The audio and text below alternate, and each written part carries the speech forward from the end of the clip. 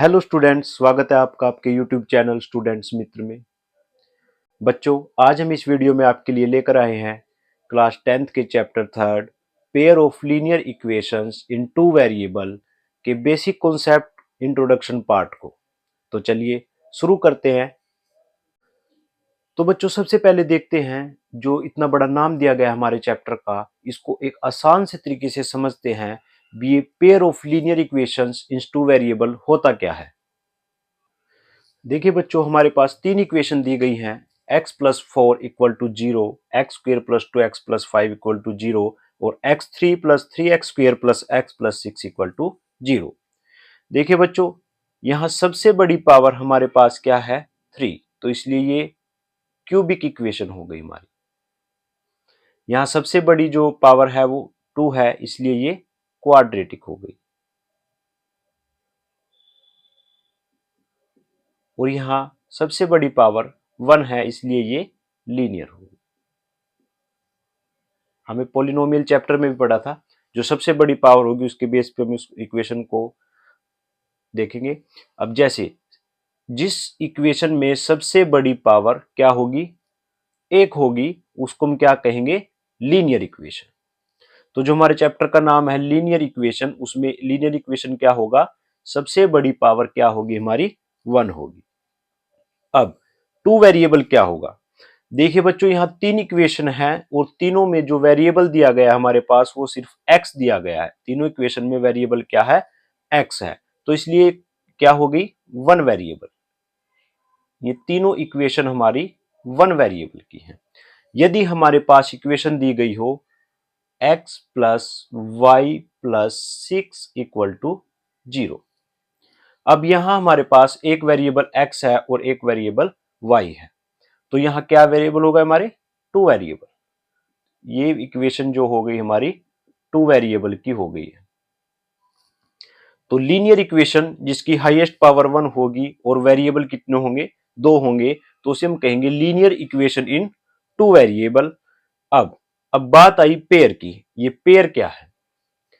अब हमने समझ तो ये लिया है भी लीनियर इक्वेशन इन 2 वेरिएबल क्या होती है, जिसमें 2 वेरिएबल होंगे और पावर 1 होगी। अब पेयर पेयर क्या कहेंगे? बच्चों, यहां हमारे पास एक इक्वेशन है, अगर दो इक्वेशन हो जाए 3x plus 2y plus 5 equal to 0, ये दूसरी इक्वेशन है। यदि हमारे पास दो इक्वेशन हो या दो इक्वेशन का एक पेयर हो, उसको हम क्या कहेंगे? पेयर। अब इन दो इक्वेशन को मिलाने से क्या बन गया? एक पेयर बन गया इक्वेशन का। तो इसे हम क्या कहेंगे? इस दोनों पेयर को, दो इक्वेशन को मिला के एक पेयर बना है, pair of linear equation in 2 variable. अब हम इस बात को समझ चुके हैं, जो हमारे चैप्टर का नाम है pair of linear equation in 2 variable.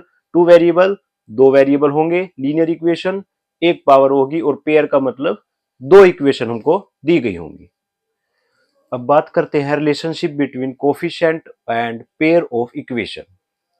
बच्चों, जो हमारी स्टैंडर्ड फॉर्म होगी पेयर ऑफ इक्वेशन की, वो किस टाइप की होगी? a1x plus b1y plus c1। जो x वेरिएबल है उसके साथ a होगा, y के साथ b होगा और c1 हमारा कोफिशिएंट होगा। ऐसे ही अगर पहली इक्वेशन में हम 1 चलेंगे और दूसरी में हम 2 लेके चलेंगे, a2 b2 और c2।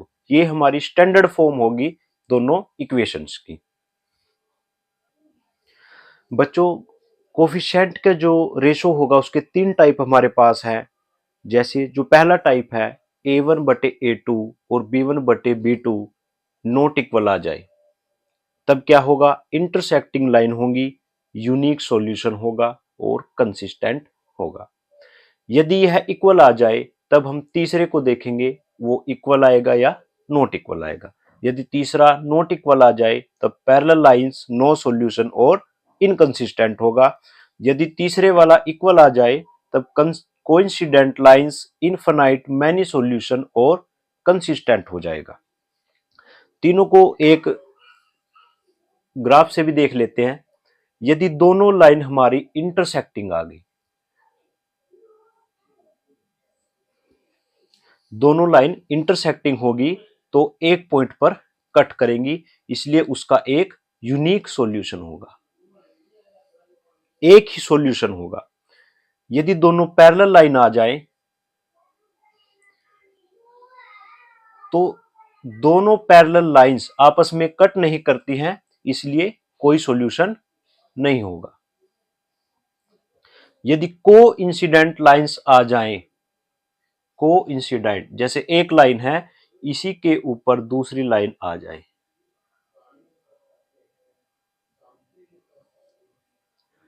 तब इनफिनाइट मैनी सॉल्यूशन हो जाएंगे हमारे पास। बच्चों हमें सिर्फ A1, A2, B1, B2 और C1, C2 की रेशो को बनाना है। इस फॉर्म में इक्वेशन होगी तब हम रेशो को लेके चलेंगे। यदि प्लस माइनस का भी फर्क आ जाता है तब भी वह नॉट इक्वल मानी जाती है। यदि A1, A2, B1, B2 ये आ जाए तब ये केस होगा। यदि इक्वल आ जाए तब तीसरे वाला देखना है नॉट इक्वल, और तीसरे वाला इक्वल आ जाए तो ये होगा। बच्चों एक और देख लेना है, कंसिस्टेंट और इनकंसिस्टेंट अगर पूछा गया है तो जो पैरेलल लाइंस होती हैं हमारी, जो पैरेलल लाइंस है वो इनकंसिस्टेंट होती हैं, बाकी जो दोनों लाइन होंगी वो कंसिस्टेंट मानी जाती है। बच्चों ये हमारे पास 3 एग्जाम्पल दिए गए हैं, एक पहला, दूसरा और तीसरा, जिससे हम उनके रिलेशन के बारे में समझेंगे। कौन सी लाइन कोइंसिडेंट होगी, इनकंसिस्टेंट होगी, कंसिस्टेंट होगी, मैनी सॉल्यूशन होंगे या यूनिक सॉल्यूशन होंगे। तो जैसे पहला एग्जाम्पल है हमारे पास A1 बटे A2 कितना होगा 5/7, B1 अपॉन B2 -4/6, 2/3।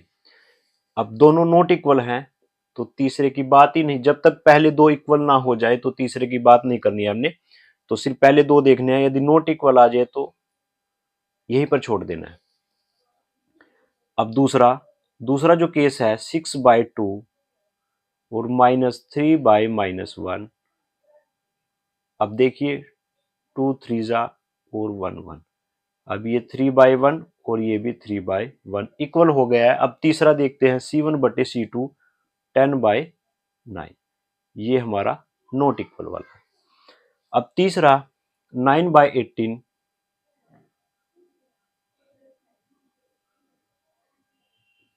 और 12/24, 9 2 जा, 3 2 जा और 12 2 जा, तो तीनों हमारे पास सेम आ गए हैं। 1/2 इक्वल टू 1/2 इक्वल टू 1/2।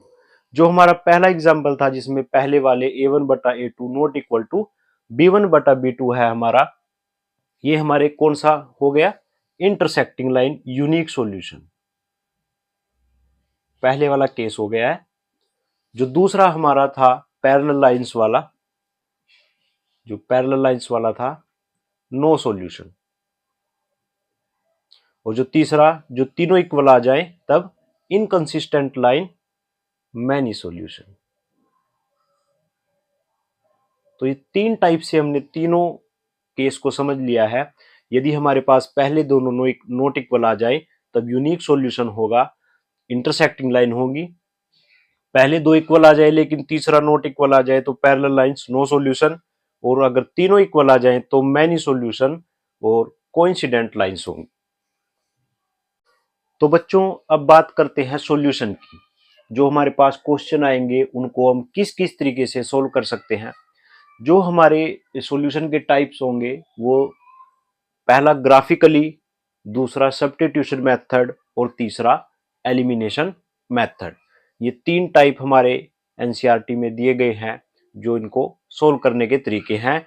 इससे अलग एक क्रॉस मल्टीप्लिकेशन मेथड भी था जो एनसीईआरटी ने अब सिलेबस से कट कर दिया है, तो उसके लिए हम बात नहीं करेंगे। सिर्फ हम 3 जो मेथड है हमारे ग्राफिकली, सब्स्टिट्यूशन और एलिमिनेशन की 1 बाय 1 बात करते हैं क्वेश्चन के एग्जांपल के साथ। तो सबसे पहले बच्चों बात करते हैं ग्राफिकली मेथड की। यहां मैंने एक एग्जांपल लिया है x plus y equal to 25 और x plus 2y equal to 40। दो इक्वेशन है हमारे पास, ये पहली इक्वेशन है और ये दूसरी इक्वेशन है। तो सबसे पहली इक्वेशन जो x plus y equal to 25 है, सबसे पहले इसके 2 पॉइंट निकालें।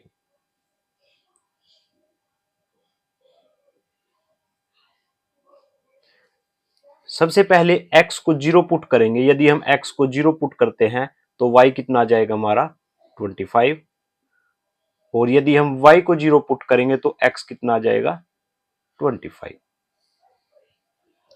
अब दूसरी इक्वेशन की बात करते हैं, x plus 2y equal to 40। यहां फिर हम x और y की दो वैल्यू निकालेंगे।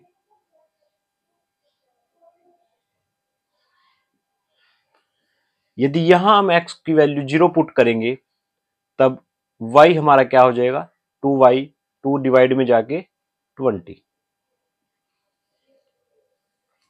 यदि हम y को 0 पुट करेंगे तो ये सारा 0 बन जाएगा और x की वैल्यू क्या आ जाएगी 40। तो इस इक्वेशन की हमारी जो पहली इक्वेशन थी, दो वैल्यू ये आ गई है एक्स वाई की, और इस इक्वेशन की दो आ गई है। हर इक्वेशन की दो वैल्यू निकालनी है, तब हम एक ग्राफ बनाएंगे। तो बच्चों जैसे मैंने एक ग्राफ लिया है, इसमें जो हमारा डिफरेंस है 5 का जो स्केल लिया है मैंने, 5, 10, 15, 20, 25, 30, 35 और 40, क्योंकि हमारी जो मैक्सिमम वैल्यू है वो 40 तक है तो इसलिए 40 तक लिया है, और इधर भी मैंने 40 तक ले लिया है एक्स एक्सिस और वाई एक्सिस को। अब सबसे पहले हम ये देखते हैं, इस इक्वेशन की अगर हम बात करें 0, 25, 0 और y 25, ये हमारा पॉइंट बनेगा।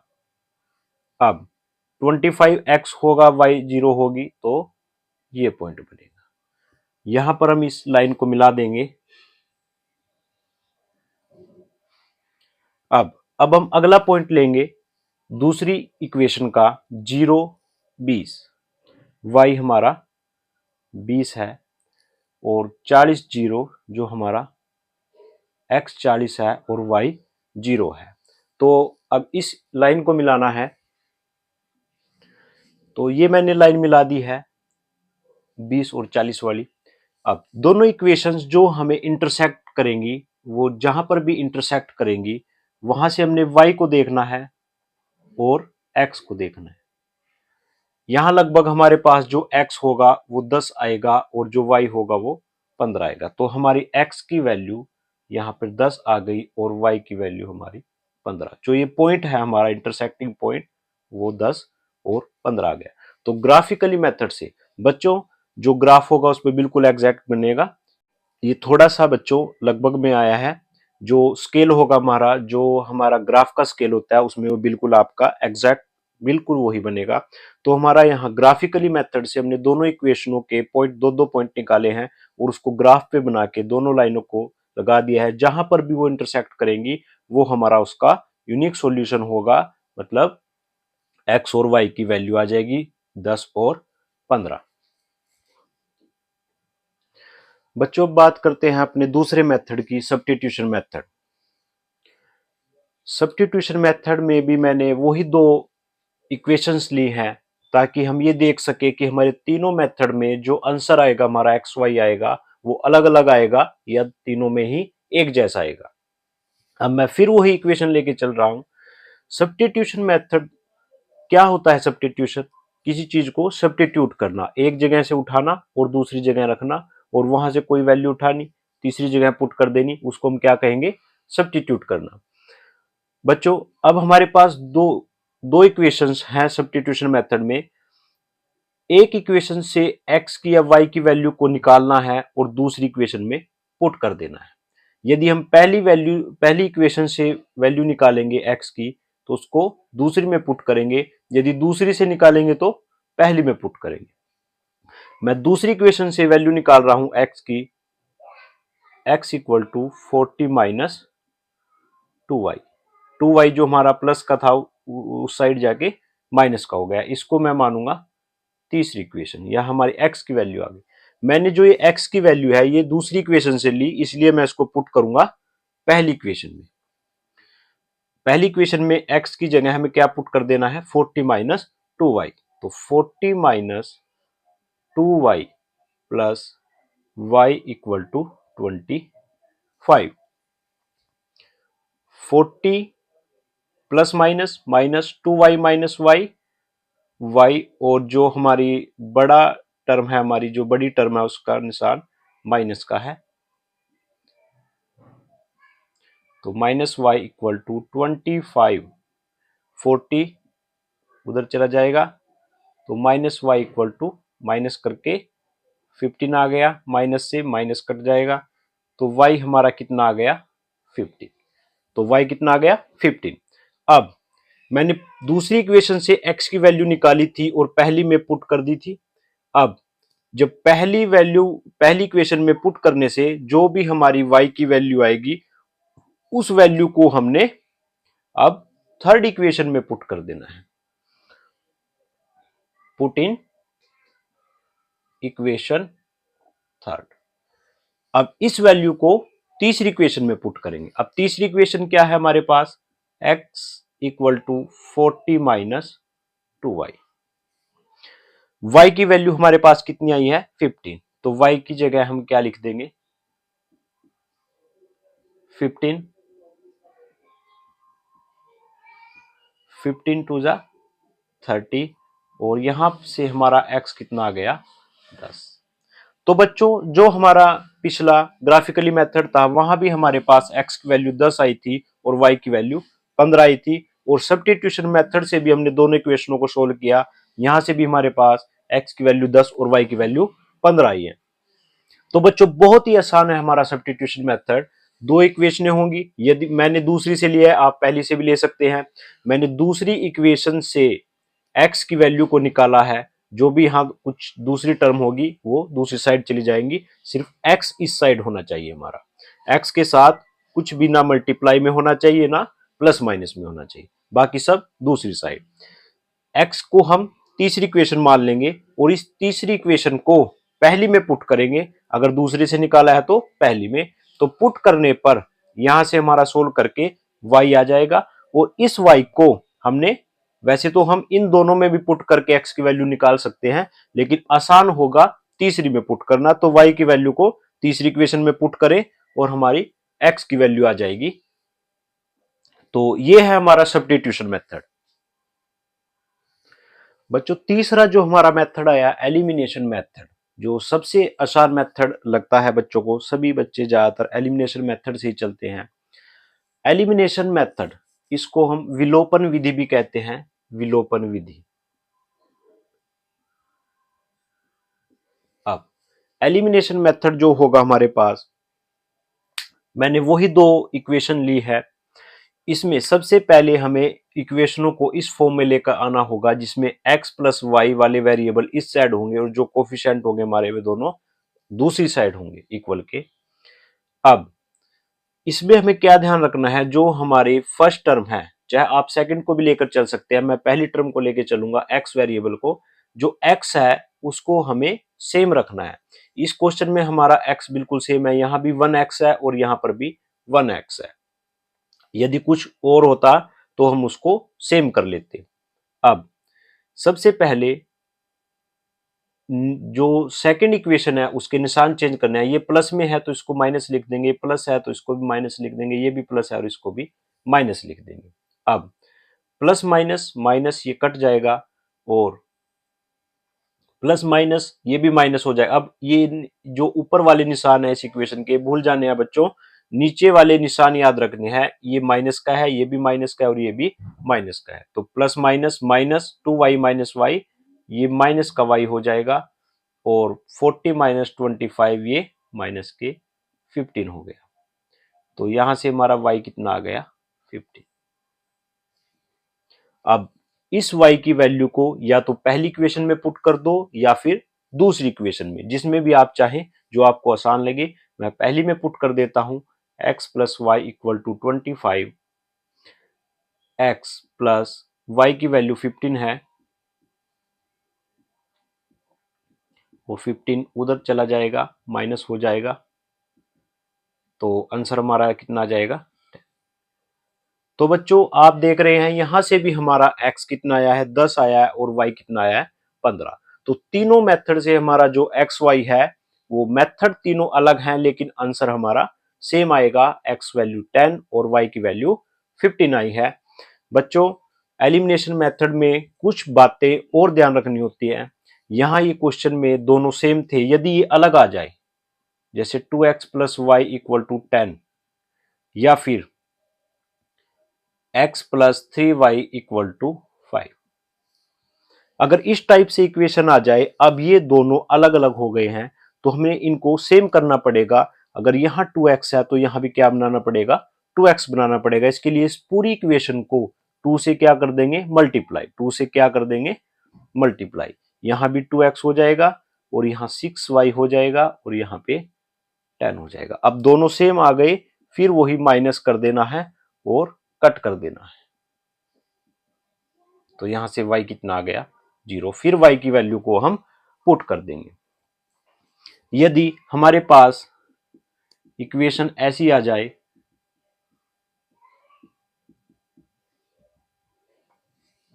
अब यहां 3x है, यहां 2x है, अब किससे मल्टीप्लाई करें इसको सेम बनाने के लिए। तो बच्चों अगर ये दोनों प्राइम नंबर आ जाए हमारे पास भी, इधर कुछ 2 है और इधर 3 है, तो अब एक इक्वेशन से हमारा काम नहीं चलेगा। हमें इस 2 से इस इक्वेशन को मल्टीप्लाई कर देना है और इस 3 से इस इक्वेशन को मल्टीप्लाई कर देना है। तो यहाँ भी 2 3 जा 6 हो जाएगा और यहाँ भी 3 2 जा 6 हो जाएगा। जो हमारी पहली टर्म होगी वो इक्वल हो जाएगी और दोबारा फिर वही काम कर देना है। नीचे वाले जो साइन है वो चेंज करके हमें कट करके y की वैल्यू निकालनी है और कोई सी भी इक्वेशन में उसको पुट कर देना है। बच्चों जब हम क्वेश्चन करेंगे, अपनी एक्सरसाइज करेंगे, तो कई तरह के क्वेश्चन हमारे सामने होंगे। जब हम एक्सरसाइज के क्वेश्चन को अलग वीडियो में सोल्व करेंगे तब मैं सभी क्वेश्चन आपको एक एक करके सोल्व करके दिखाऊंगा। लेकिन जो कुछ बेसिक क्वेश्चन होते हैं हमारे, कई अलग अलग टाइप से आ जाते हैं। जैसे ये हमारे पास एक इक्वेशन है, लीनियर इक्वेशन, जो डिवाइड की फॉर्म में दी गई है। अब इसको पहले हमें सिंपल करना होगा।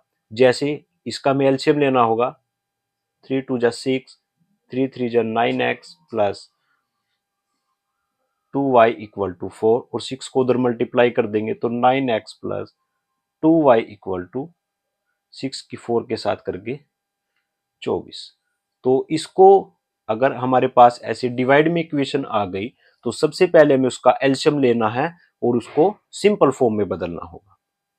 दूसरा, यदि हमारे पास इस तरीके से कोई पॉइंट में इक्वेशन आ जाए तो वैसे तो हम पॉइंट में भी उसको सोल्व कर लेंगे, लेकिन उसको आसान बनाने के लिए हम उसके पॉइंट को हटा सकते हैं। जैसे यहाँ पॉइंट हटा के डिवाइड में हम पॉइंट हटा के उसके डिवाइड में 10 लगा सकते हैं और फिर उसका एलसीएम ले सकते हैं।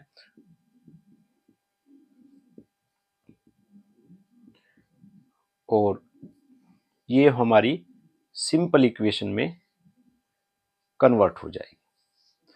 तो बच्चों यदि हमारे पास पॉइंट में आए तो उसका पॉइंट हटा के उसको एलसीएम ले लेंगे, यदि डिवाइड में आए तब भी हम उसका एलसीएम लेके उसको सोल्व कर सकते हैं। बच्चों कई बार हमारे पास इस तरीके से क्वेश्चन पूछ लिया जाता है, for which value of k will the following pair of linear equation have no solution. तो यहाँ मैं एक एग्जांपल लाया हूँ नो सॉल्यूशन का। कई बार वह यूनिक सॉल्यूशन और मैनी सॉल्यूशन से पूछ लेता है। मैंने पीछे अभी टेबल में बताया था नो सॉल्यूशन पैरेलल लाइंस हमारी क्या होंगी, a1 बटा a2 इक्वल टू b1 बटा b2 not equal to c1 बटा c2।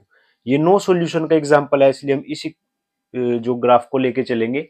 यदि हमारे पास यूनिक सॉल्यूशन होता तब वह नॉट इक्वल होता, मैनी सॉल्यूशन होता तो तीनों इक्वल होते। मैं नो सॉल्यूशन से चल रहा हूं तो a1 बटा a2 और b1 बटा b2 क्या होंगे, हमारे पास इक्वल होंगे। तो ये दो इक्वेशन हमारे पास हैं, दोनों से a1 कितना है 3,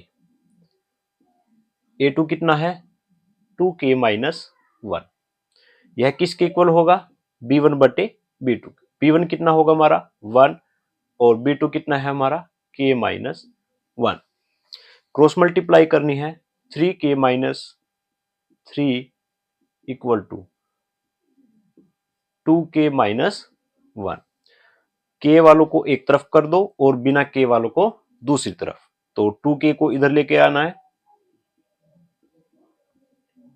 और 3 को हम उस साइड लेकर जाएंगे। 3k माइनस 2k 1k और प्लस माइनस माइनस 3 से 1 गया 2। तो हमारे पास k की वैल्यू क्या आ जाएगी 2। तो बच्चों यदि नो सॉल्यूशन दिया गया है तो पहले a1 a2 और b1 b2 को इक्वल करके हम k की वैल्यू निकाल देंगे। यदि हमारे पास मैनी सॉल्यूशन होते तब हम यहाँ भी इक्वल डालते और तब चाहे ये दो ले लो, चाहे ये दो ले लो और चाहे पहले और लास्ट वाले लेके तब भी हम वहां से k की वैल्यू निकाल सकते हैं। तो बच्चों आज का जो हमारा टॉपिक था वह आज के जो बेसिक कॉन्सेप्ट और इंट्रोडक्शन पार्ट था हमारा pair of linear equations in two variable, वह आज यहाँ समाप्त होता है। आशा करता हूँ आप सभी की समझ आया होगा। जो इसके अलग से सभी क्वेश्चन है एक्सरसाइज के, हम अलग से एक वीडियो लेकर आएंगे जिसमें सभी क्वेश्चन को कवर करेंगे। तो बच्चों अगर वीडियो आपको अच्छी लगी हो तो जरूर लाइक करें, शेयर करें और सब्सक्राइब करें हमारे यूट्यूब चैनल स्टूडेंट्स मित्र को। Thank you.